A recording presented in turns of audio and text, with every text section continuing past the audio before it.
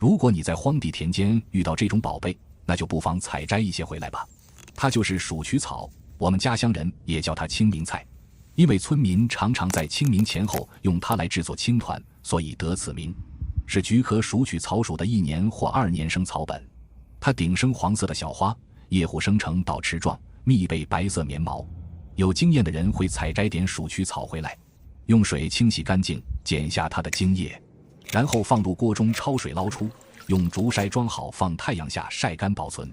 你认识鼠曲草了吗？